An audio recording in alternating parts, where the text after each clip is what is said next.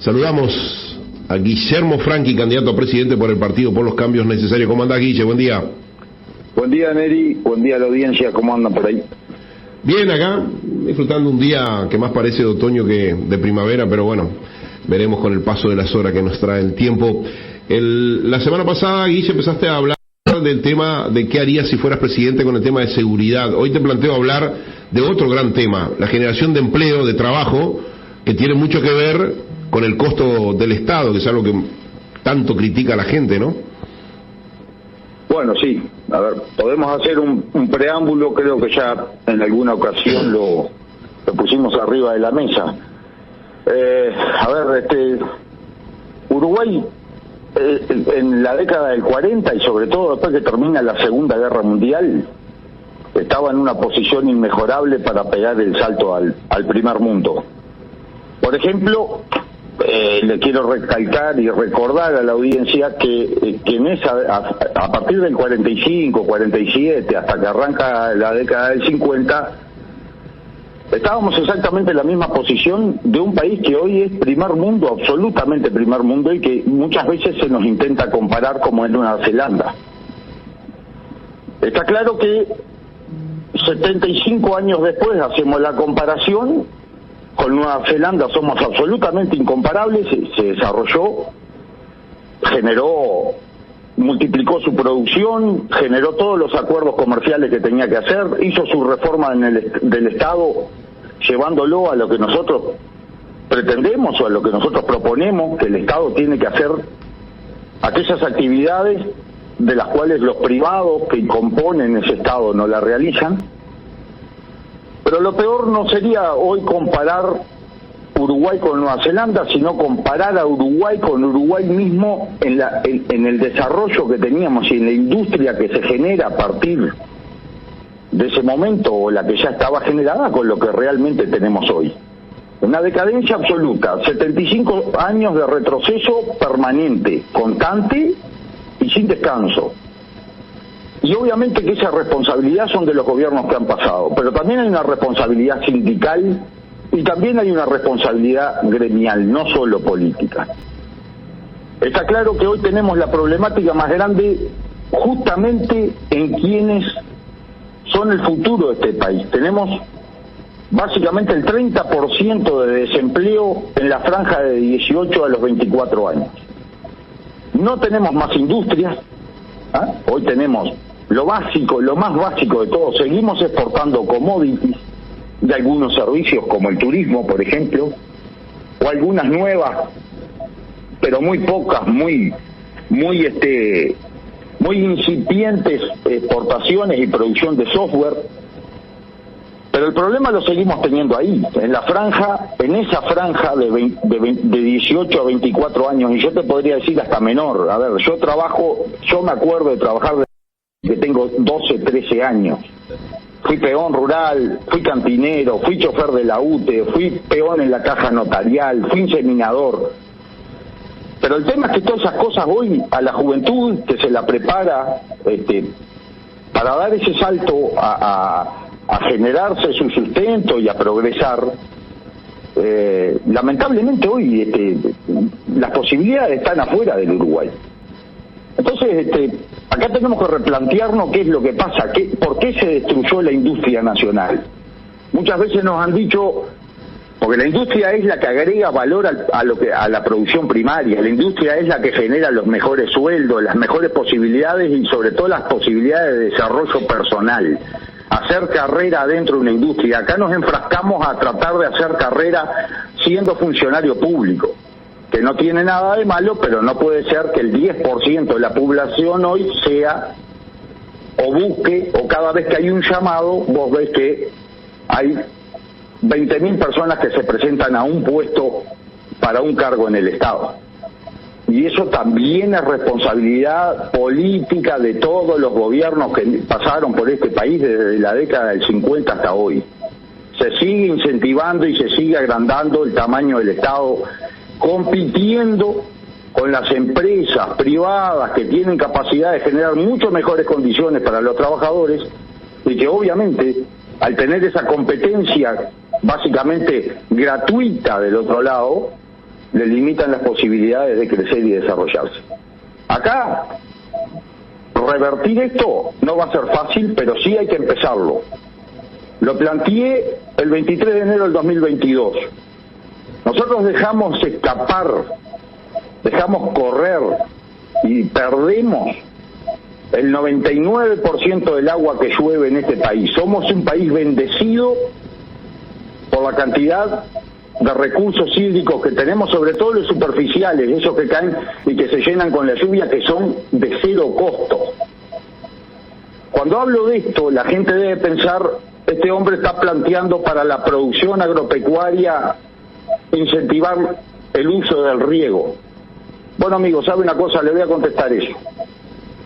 Uruguay, por cada dólar que genera en el sector agropecuario, genera $6 en el movimiento interno. Entonces, cuando nosotros planteamos, como se planteó el 23 de enero, o como lo planteé yo personalmente, el 23 de enero del 2022 en Durazno, Uruguay tiene que avanzar en el riego porque, como les decía, esto genera mucho más en logística, en transporte, en industria, en nuevas carreras, nuevos desarrollos, empleos que básicamente hoy ni siquiera existen, pero que se podrían llegar a hacer en el manejo de los recursos hídricos, en todo lo que es la obra civil de la canalización y la acumulación del recurso hídrico. Y el Estado debe involucrarse en esto. El gobierno debe involucrarse en esto, porque lo hizo eficientemente, por ejemplo, cuando se hizo para la producción energética. Acordémonos de las represas, ¿no? Rincón de Bonete, Baigorria, Palmar, Salto Grande. Entonces, a ver, hay un modelo exitoso, pero para la producción solo de energía. Ahora, estamos dejando de producir o estamos perdiendo la posibilidad de producir por lo menos el doble de lo que se produce hoy en todos los productos, carne, granos, etcétera.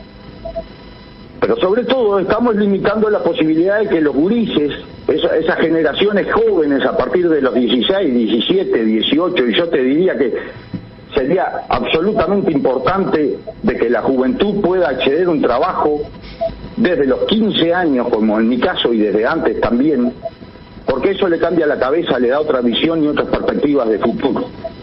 Acá limitamos la edad de que los jóvenes puedan entrar a trabajar, si no tienen 18 años tienen que tener permisos especiales, etcétera.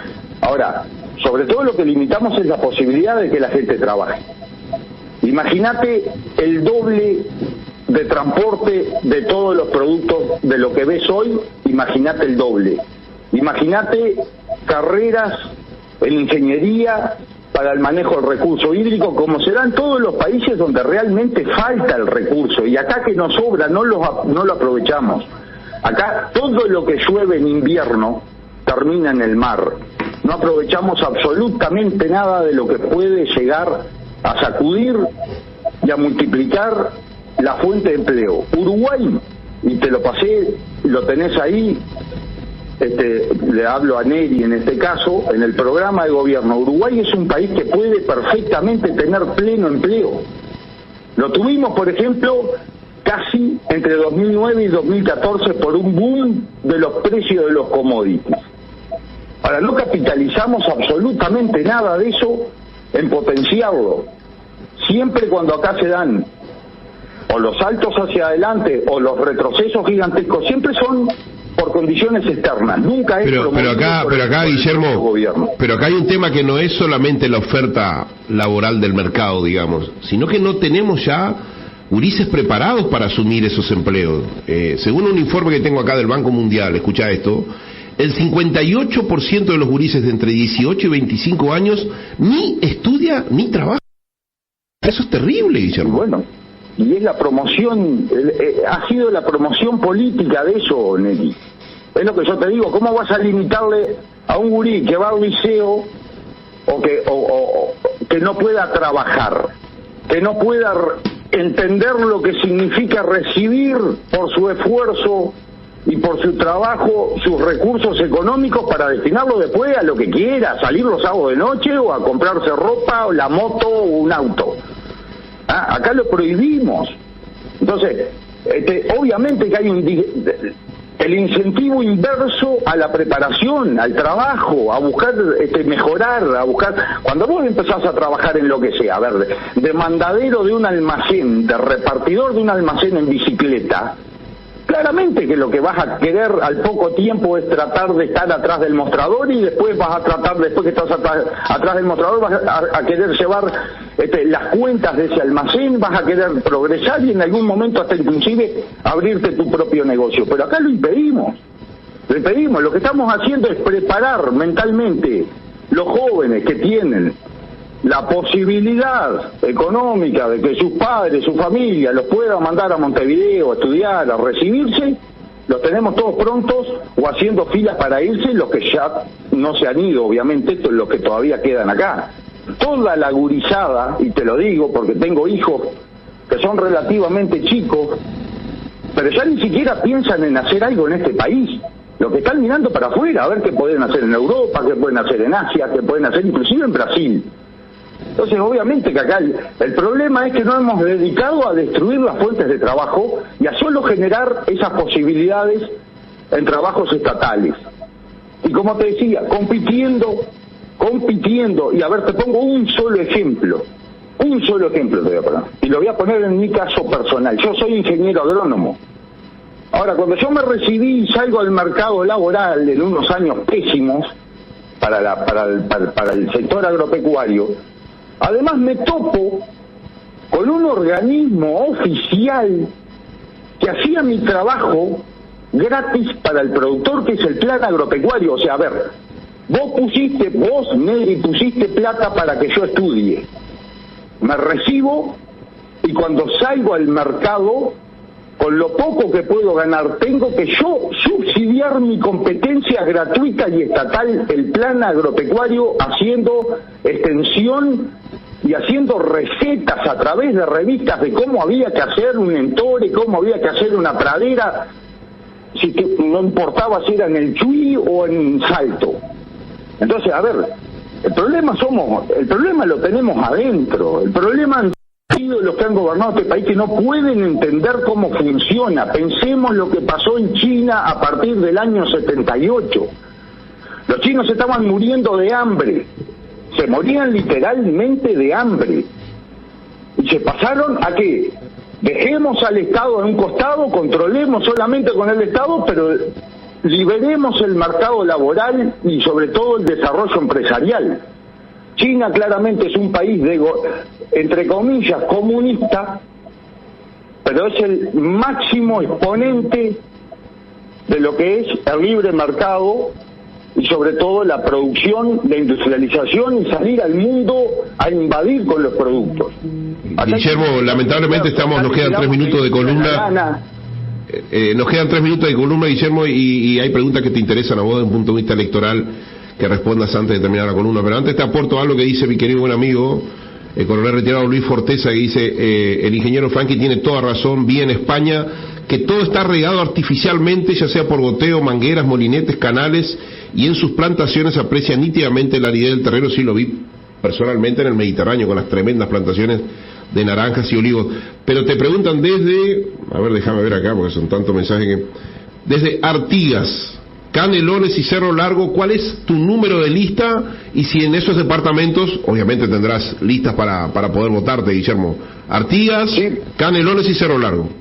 A ver, la lista única, la lista en todo el país, en todos los departamentos, en los 19 departamentos, es la 2018.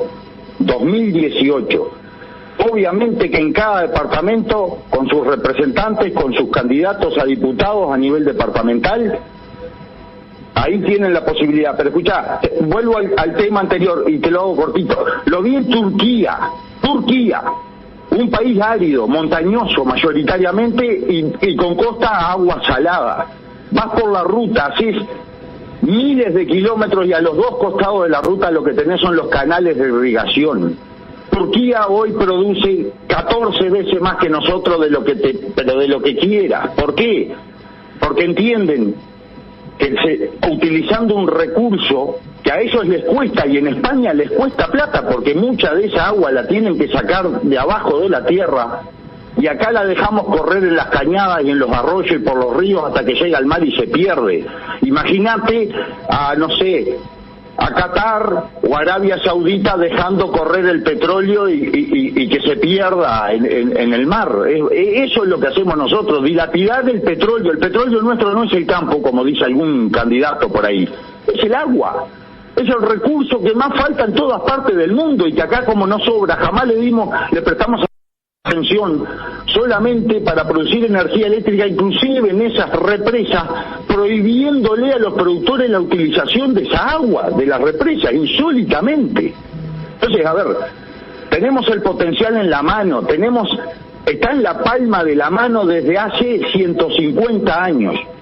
Los únicos que lo desarrollaron en este país son los arroceros, que entendieron, porque aparte así se lo condiciona el cultivo.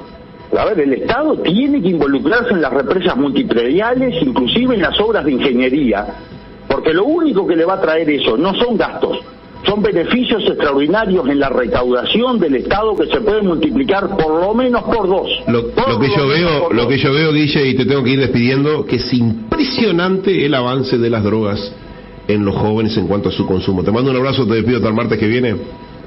Hasta el martes que viene, muchas gracias por estos minutos.